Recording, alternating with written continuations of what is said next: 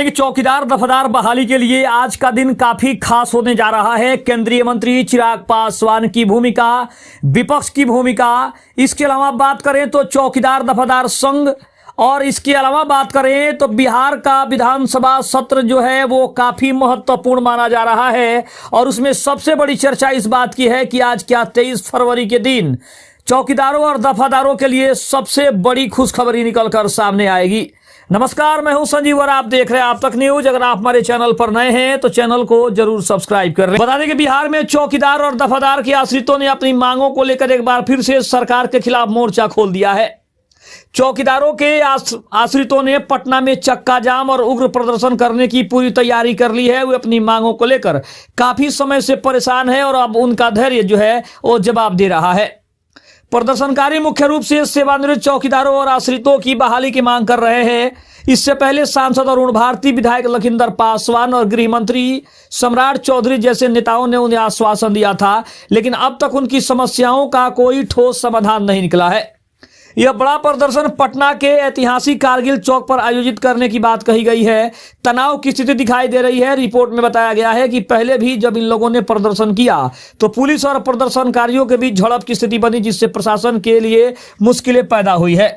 वर्तमान में बिहार विधानसभा का बजट सत्र चल रहा है और आश्रितों को उम्मीद थी कि नई नियमावली में उनका ध्यान रखा जाएगा, लेकिन न बात बनने पर वे अब सड़क पर उतरने को मजबूर हो सकते हैं। अगर देखा जाए तो समाज और नेतृत्व की बात करें तो रिपोर्ट में बताया गया है कि चिराग पासवान जैसे बड़े नेता इसी समाज से आते हैं, जिससे इन प्रदर्शनकारियों को सबसे ज्यादा उम्मीदें हैं।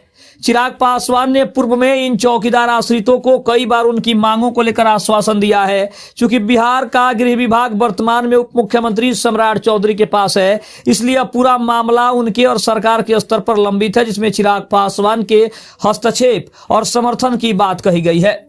प्रदर्शनकारी चिराग पासवान को अपने नेता और रक्षक के रूप में देख रहे हैं, जिन्होंने पहले भी उनकी मांगों को लेकर आश्वासन दिया था, लेकिन अब तक कोई ठोस परिणाम नहीं निकलने के कारण वे फिर से आंदोलन के लिए मजबूर हो रहे हैं। और सबसे बड़ी बात यह है कि आज यानी 23 फरवरी को इसके ऊपर एक बड़ा विचार किया जा सकता है। इसके ऊपर एक बड़ी खबर आ सकती है, क्योंकि चौकीदार संघ ने साफ तौर पर कहा है कि वो चाहते हैं कि 23 फरवरी को उनके लिए कोई ऐसी घोषणाएं हो जो कि आश्रितों के लिए और उनके परिवारों के लिए ठोस हो, ताकि जो आश्रित पिछले कई महीनों से इस खबर के लिए एक एक करके अपडेट देखना चाह रहे हैं, एक एक जानकारी ले रहे हैं, उन्हें कम से कम वो मिले जिसकी उम्मीद वो पिछले कई महीनों से कर रहे हैं। क्योंकि अगर देखा जाए तो 2023 के बाद से ये बहाली रुकी हुई है, और देखा जाए तो कोर्ट के आदेश के बाद अभी भी उसके ऊपर स्टे लगा हुआ है। हालांकि नीतीश कुमार की सरकार ने इस बहाली को पारदर्शी करने की बात कही थी और उन्होंने कहा कि जनरल वैकेंसी के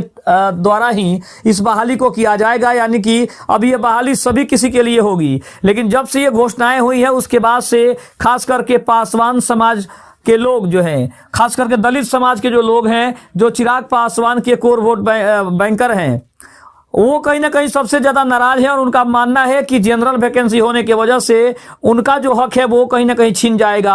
और अगर इसमें जनरल वैकेंसी अगर हुई तो कहीं ना कहीं आश्रितों को उनका जो हक है वो नहीं मिल पाएगा, तो फिर उनका परिवार कैसे चलेगा।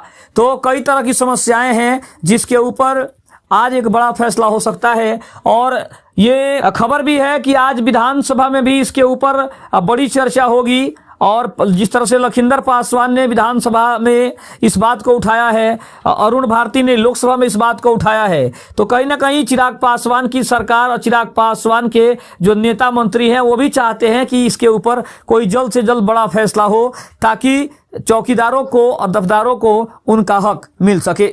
खबर कैसी लगी कमेंट में जरूर बताइएगा। तब तक के लिए धन्यवाद। जय हिंद, जय भारत।